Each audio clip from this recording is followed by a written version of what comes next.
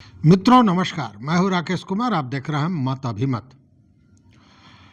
मित्रों, जब भी विकास का काम होगा, कोई नई चीज बनेगी, कोई नई संस्थान बनेंगे, कोई नई परियोजना होगी, तो उसके लिए जमीन की जरूरत पड़ती है। और जमीन को उपलब्ध कराने का जो जिम्मा होता है वो भू अर्जन विभाग को होता है। लेकिन भू अर्जन विभाग के कार्रवाई के चलते, भू अर्जन विभाग के द्वारा जो कार्य प्रणाली अपनाई गई है उसके चलते बहुत से ऐसे प्रोजेक्ट हैं जो अभी तक लंबित हैं, या वैसे प्रोजेक्ट हैं जो जमीन तो ले लिया गया लेकिन रैयत वर्षों से, कई वर्षों से घूम रहे हैं, उनका मुआवजा नहीं दिया जा रहा है। और उसके पीछे अगर सांगोपांग देखें तो सबसे बड़ा कारण होता है भू अर्जन विभाग और भू अर्जन विभाग के पदाधिकारी, जिनको ये लगता है कि जो वो पैसा दे रहे हैं वो अपने पॉकेट से दे रहे हैं। उनको ये समझ में नहीं आती है कि जिस रैयत का सारा जमीन चला गया, केवल जमीन नहीं जाता है, उस जमीन के साथ जुड़ी हुई उसकी भावनाएं, उसके जो सारे पूर्वज होते हैं उनकी यादें, हर चीज चला जाता है। और सरकारी नियम के तहत जो मुआवजा देना है, उस मुआवजे को देने में ये भू अर्जन पदाधिकारी और भू अर्जन विभाग इस तरह की सोच रखता है, इस तरह का शहंशाह वाली सोच रखता है कि उसे लगता है कि यह उस लायक नहीं है। मैं ऐसे ही ये बात नहीं कह रहा हूँ। मैंने अपने कानों से सुना है कि एक भू अर्जन पदाधिकारी कहता है कि बताइए, ये सही ढंग से धोती नहीं पहना है और इसको इतना पैसा दे दिया जाए, जबकि वो पैसा उसका हक है, सरकार का नियम है और नियम के तहत वो उस पैसे का हकदार है। और इन्हीं सारी चीज़ों के चलते, मतलब कि जमीन का जो प्रकृति है उसको सही ढंग से निर्धारित नहीं करने के कारण मैक्सिमम मामले अटक जाते हैं और अंत में रैयतों को जाना पड़ता है कोर्ट के शरण में, और तब जाकर कहीं उन्हें न्याय मिलता है। लेकिन अगर रैयत को भू अर्जन विभाग द्वारा न्याय नहीं दिया जाता है तो उस स्थिति में वो दूसरे जगह अपील कर सकता है। वो जिलाधिकारी को कह सकता है, वो कमिश्नर से बात कर सकता है, और Lara, land acquisition and rehabilitation प्राधिकार भी बना हुआ है, वह प्राधिकार में भी जा सकता है। मतलब कि उसे अपनी बात को ऊपर रखने का भी मौका मिलता है। लेकिन दिक्कत यह है कि भू अर्जन विभाग से लेकर और प्राधिकार तक केवल टाल मटोल की नीति अपनाई जाती है। प्राधिकार बनाया गया था कि न्यायालय में मामला ज़्यादा दिन लंबित रहता है, इसलिए प्राधिकार विशेष रूप से इन चीज़ों को देखेगा, रैयतों के अधिकार की सुरक्षा करेगा, उनको सही मुआवजा दिलाएगा और सारी चीज़ों को दुरुस्त करने का, न्याय देने का काम प्राधिकार को है। तो यहाँ से तो मिला ही नहीं न्याय, और प्राधिकार भी टाल मटोल की स्थिति अगर अपनाने लगे तो क्या होगा? होता वही है कि अंत में मामला कोर्ट में चला जाता है, और इसको लेकर परेशानियाँ उन प्रोजेक्ट्स के सामने खड़ी हो जाती हैं जिसके लिए भू अर्जन किया जा रहा है। वैसी स्थिति में अब इन सारी चीज़ों को देखते हुए राजस्व एवं भूमि सुधार विभाग की आंखें खुल गई हैं, और इसको लेकर भू अर्जन विभाग के एसीएस दीपक कुमार सिंह ने सभी प्रमंडलीय आयुक्त को एक पत्र लिखा है। देखिए, पत्र लिखने का कारण यही है कि ये जो भू अर्जन पदाधिकारी और प्राधिकार के कारण ये मामले लंबित हैं, जिसके चलते रैयत वर्षों से अपने मुआवजे के लिए, जमीन लिया गया लेकिन मुआवजा नहीं दिया गया, इसके चलते अटका हुआ है, या फिर वो चला गया कोर्ट में, उस स्थिति में प्रोजेक्ट भी अटका हुआ है।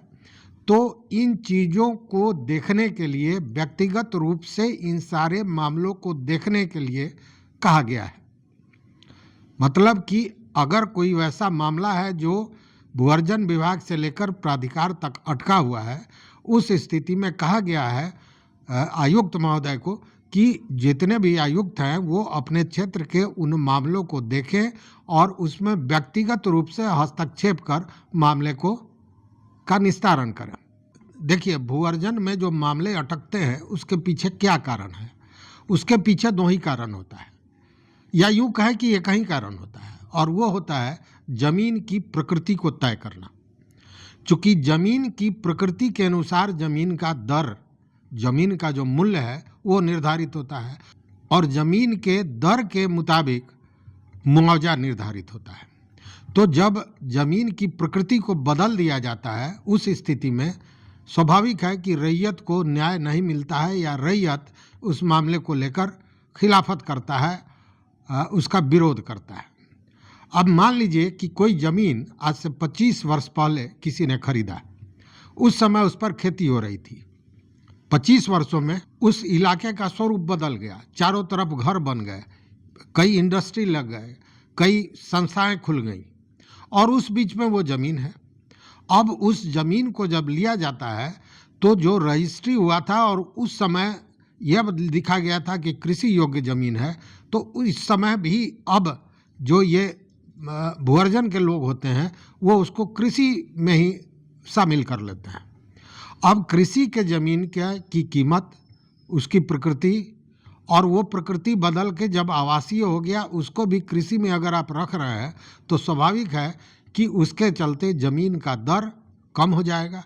ज़मीन का जब दर कम होगा तो मुआवजा बहुत कम मिलेगा, तो इसको लेकर विरोध होता है। तो इन सारे चीज़ों को ठीक करने के लिए कि प्रोजेक्ट भी सही ढंग से चले, ज़मीन का अधिग्रहण सही ढंग से हो, और रैयतों के हित की सुरक्षा हो, और साथ में राज्य के हित की सुरक्षा हो। और इसी के लिए यह पत्र राजस्व एवं भूमि सुधार विभाग के एसीएस दीपक कुमार ने सभी प्रमंडलीय आयुक्त को लिखा है। आप चले जाइए किसी भी भू-अर्जन विभाग के कार्यालय में, कहीं भी, किसी भी जिले की मैं बात कर रहा हूँ, और वहाँ जाके यार आप देख लीजिए क्या अफरा तफरी मची हुई है। सारे लोग परेशान, और खासकर रैयत, और उसके पीछे कारण यही सब। और अगर प्राधिकार में आप चले जाइए तो प्राधिकार में आप देखेंगे कि 10-10 वर्षों से मामले अटके हुए हैं। डेट पर डेट पड़ता है, सुनवाइयाँ होती हैं, लेकिन उसका कोई निराकरण नहीं निकलता है। कारण बहुत से हो सकते हैं, लेकिन उसी चीज़ों के निस्तारण करके और रैयतों को न्याय देने के लिए ही तो प्राधिकार बना है। अब अगर कोई प्राधिकार के जो न्यायाधीश हैं उनके द्वारा अगर एक पत्र की मांग होती है विभाग से, तो विभाग उसको देने में लगाता है 5 महीने। अब इस 5 महीने में डेट पर डेट पड़ता है, जो रैयत है वो दौड़ता है, लेकिन उसको न्याय नहीं मिलता है। मतलब कि हर तरह से जो ये विभागीय अधिकारी हैं उसमें मैक्सिमम, मैं सबकी बात नहीं कर सकता हूँ, लेकिन मैक्सिमम वैसे लोग हैं जो मामले को फंसा कर रखते हैं। और उसी तरह का मामला आप जहाँ भी देखें, आप रेल का जहाँ जहाँ हो रहा है, पूर्वी चंपारण में रेल का मामला, उसमें भी इस तरह के मामले आ रहे हैं।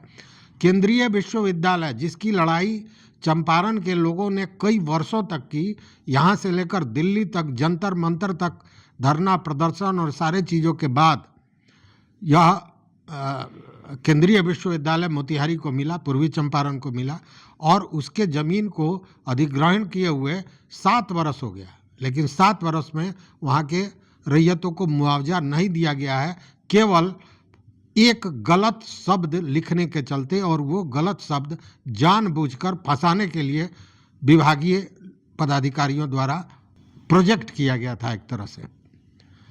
चूँकि इसमें कई तरह के मामले थे और उसमें बहुत बड़ा घोटाला जो है विभाग का सामने आ गया था, तो उसने इस पूरे मामले को फंसा दिया, बझा दिया एक तरह से, और आज तक 7 वर्षों से वहाँ के रैयत दौड़ रहे हैं, परेशान हैं।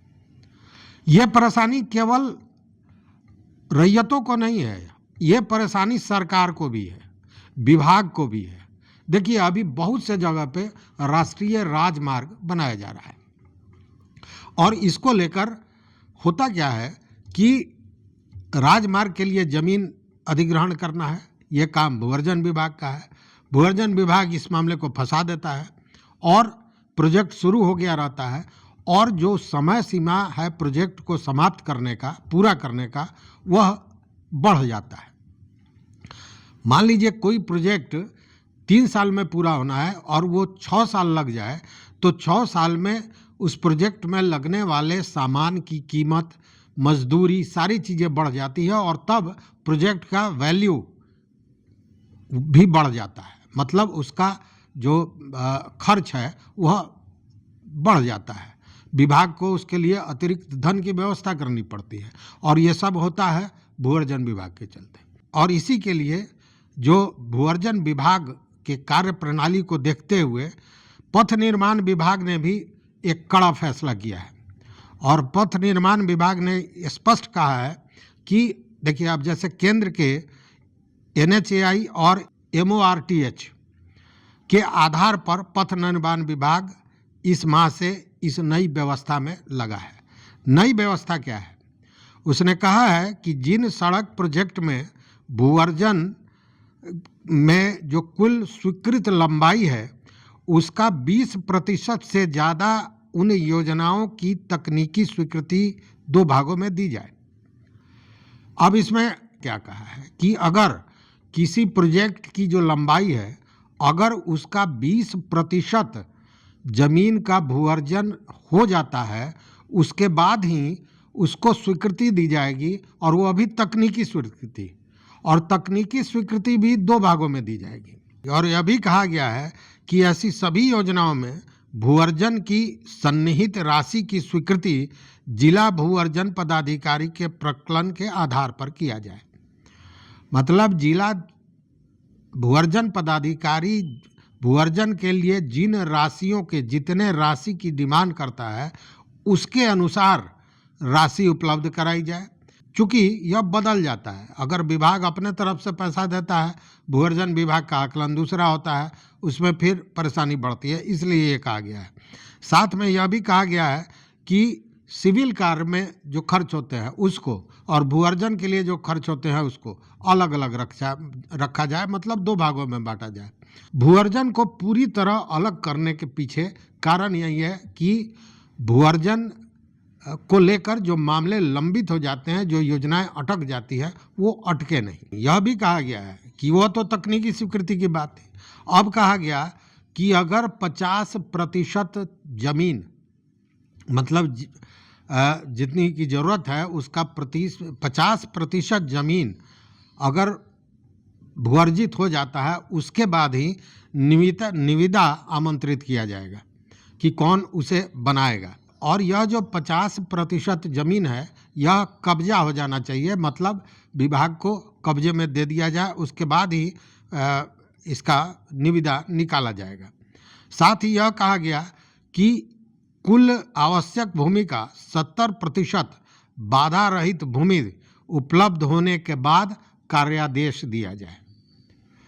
मतलब 20% अगर हो जाता है तो तकनीकी सहमति, 50% की ज़मीन पर कब्जा अगर हो जाए तब निविदा, और 70% ज़मीन अगर आपके हाथ आ जाता है उस स्थिति में कार्य शुरू करने का स्वीकृति प्रदान किया जाएगा। अब इसी से आप समझ सकते हैं कि भूअर्जन विभाग जितने भी विकास कार्य में है उसमें भले काम सबसे महत्वपूर्ण है भूअर्जन का, लेकिन जो कार्य प्रणाली है उसके चलते सारे चीज़ों में कहीं ना कहीं अड़ंगा लगता है और उसका कारण होता है भूअर्जन विभाग। और सबसे ज़्यादा इसमें अगर मारे जाते हैं, सबसे ज़्यादा परेशान होते हैं तो वो होते हैं रैयत, चूँकि उनकी ज़मीन ले ली जाती है लेकिन उनको सही मुआवजा और सबसे बड़ी बात सही समय पर मुआवजा मिलता ही नहीं है। ज़मीन दे दीजिए और मुआवजे के लिए लड़ते रहिए, प्राधिकार में दौड़ते रहिए और अंत में फिर कोर्ट में जाइए और कोर्ट फैसला करता है। रोज़ इस तरह के फैसले आते हैं जहां विभाग कुछ कह रहा है और कोर्ट जब न्याय देता है तो सबकी आंखें भौचक हो जाती हैं कि कोर्ट ने जो न्याय दिया है और ये जो पदाधिकारी या विभाग या प्राधिकार की सोच थी वो उसमें कितना अंतर है। तो ये सारी चीज़ें चल रही हैं, इसी को लेकर राजस्व एवं भूमि सुधार विभाग के एसीएस दीपक कुमार सिंह ने सभी प्रमंडलीय आयुक्तों को यह पत्र दिया है और कहा है कि वैसे मामलों को जो अटकाए गए हैं या अटके हुए हैं किसी कारण से, उनको व्यक्तिगत रूप से देखकर उसका निस्तारण किया जाए। अगर यह होता है तो निश्चित रूप से बहुत से वैसे रैयत हैं जो पैसे की आस में इस दुनिया को छोड़कर चले गए। किसी को बेटी की शादी करनी है, किसी कोई बीमार है उसको इलाज कराना है, लेकिन ज़मीन ही जिसका एक सहारा हो और वो ज़मीन चले जाए, पैसा नहीं मिले, तो आप सोच सकते हैं उसकी स्थिति क्या होगी। तो इन सारे मुद्दों पर आपका क्या विचार है ज़रूर बताएंगे, हमें इंतज़ार रहेगा। इस वीडियो में बस इतना ही। देखते रहिए मत अभिमत। मित्रों, चैनल पर नए हो तो सब्सक्राइब कीजिए, लाइक कीजिए, औरों के साथ शेयर कीजिए कि यह जानकारी सारे लोगों तक जाए। देखते रहिए मत अभिमत। यहाँ तक साथ देने के लिए बहुत बहुत धन्यवाद। कोटिशः आभार।